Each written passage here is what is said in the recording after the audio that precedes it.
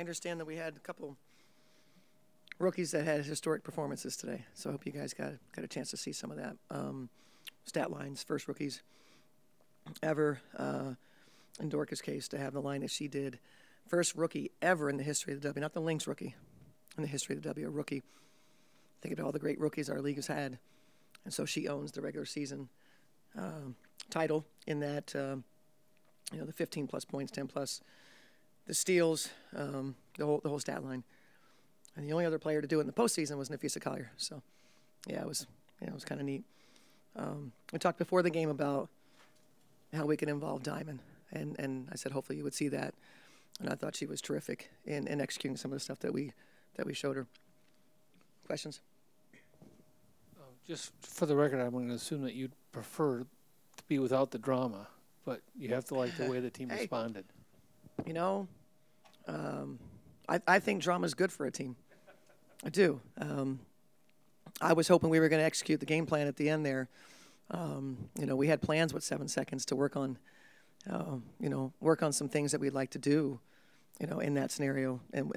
So for me, it's like, I don't think a team can be good without those challenges within a game, and how do you respond to it? So I know that probably people, got a little nervous, whatever, but we hung in there.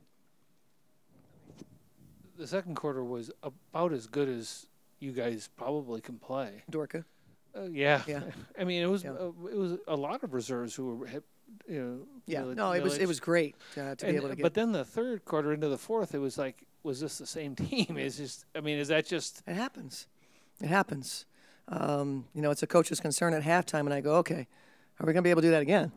Is Dorca going to be able to keep scoring that way? If not, who's scoring? Because Fee was having a bit of a difficulty. She salvaged.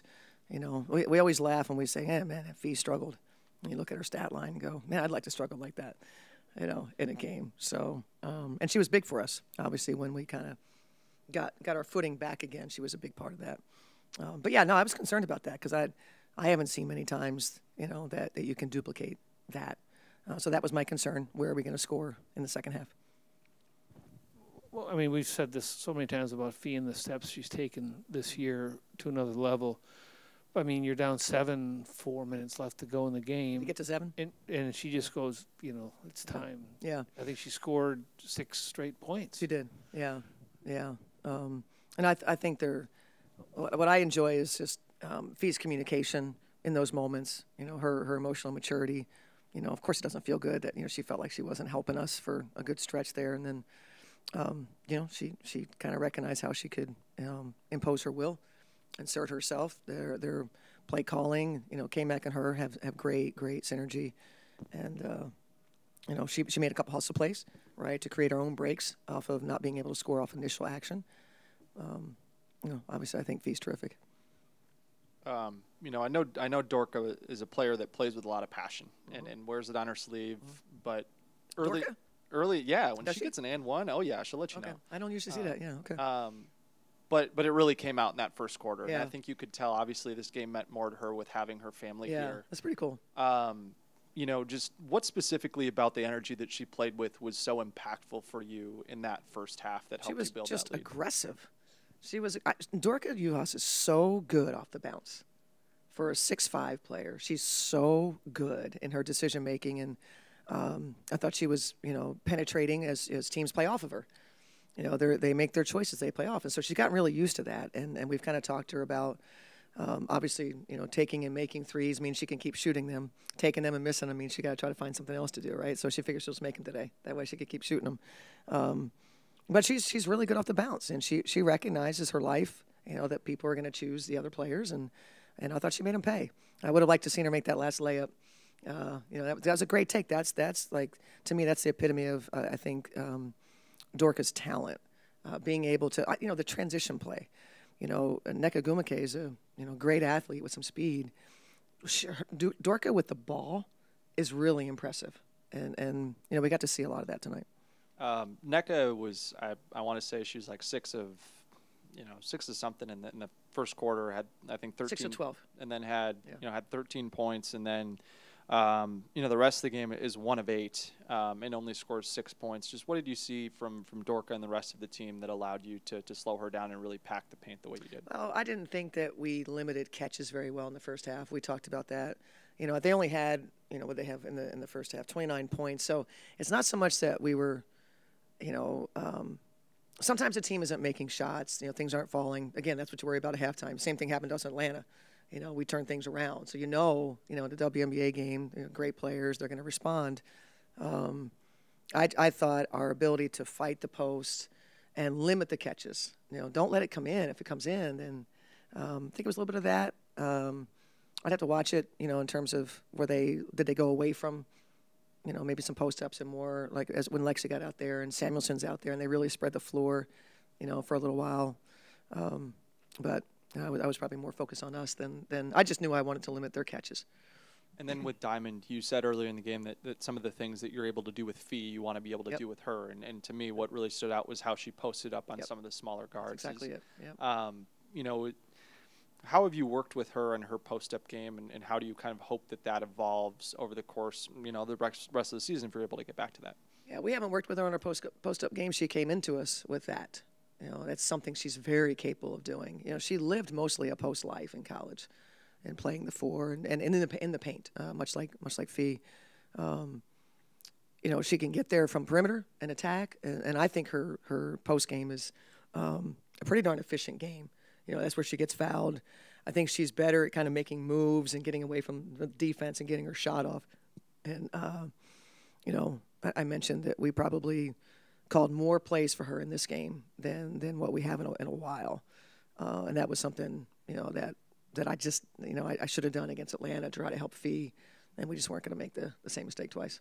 And then it really felt like this was Diamond's best passing game of the season. Yeah. I know she had 9 assists, but that, to her me, recognition. wasn't necessarily. It felt like when she got into the paint, she really was making the right reads. Just like, how much has that been a focus for you in trying to help kind of clean up some of those turnovers and help her, play make? Yeah, I mean, you guys have watched the games, and you've seen the, crowded paint and Diamond trying to make a play, getting her shot blocked. So it came from those experiences of her going, okay, I don't want to do that again. That really hurts our team when that happens.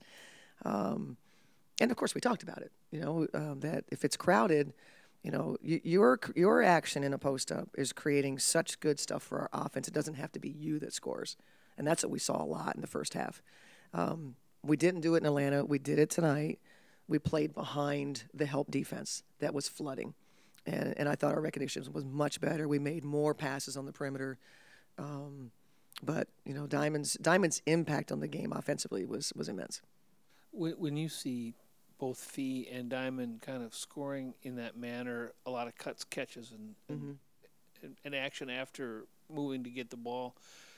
It seems like it's almost like harkens back to 2011, 12, and 13 when you did so much of that with Maya and with Simone in terms of using size at the guard position to create opportunities underneath. Is that a fair comparison? Yeah, we're doing it differently.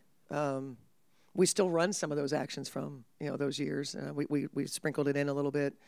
We moved Fee to the 3 for a little bit to get her, into that corner action, what we call our corner action, and guard-to-guard splits, screen for each other. You have to switch or you don't switch. If you don't switch, Fee face cuts you, you get a layup. If you do switch, now you got a small. I need to insert Diamond into that action as well as we continue to evolve. But yeah, that's Dorka's a very good passing big. We've yet to talk about that. Yep. Good reads, good angles. She was that in college. So it's just really valuable to have a big that can do that.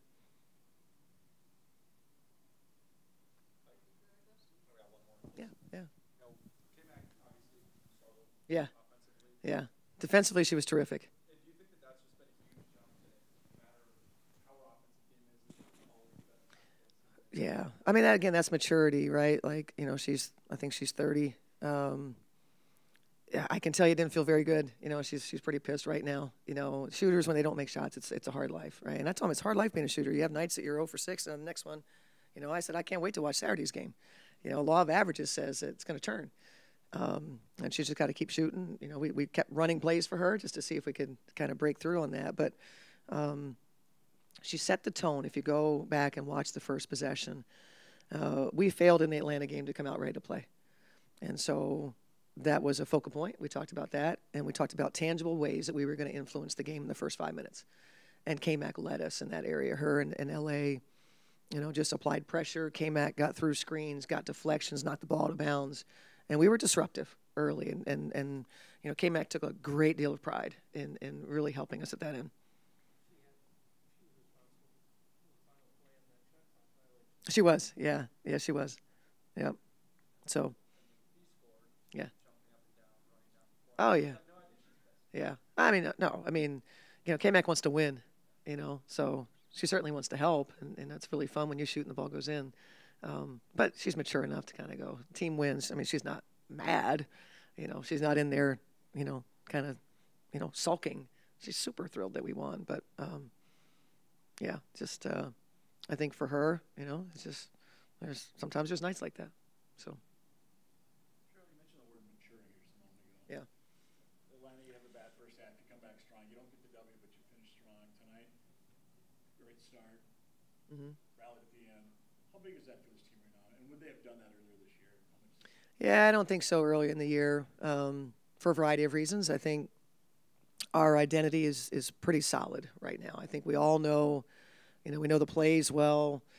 We know who should be getting shots. We know if someone isn't playing well or has a tough matchup, how to, go somewhere else to get, action. I think defensively, we've continued to grow there, and you have to get stops when you're down, 7. You have to get stops to be able to, kind of get back in the game, and that was a stretch that we did that. So, it's not so much that we didn't the beginning of the season that we weren't playing hard and all that and not trying. It just cohesion and chemistry. That's something that's developed through shortcomings. Sometimes you have to fail before you succeed. That's an unfortunate part of life, but that's what we needed.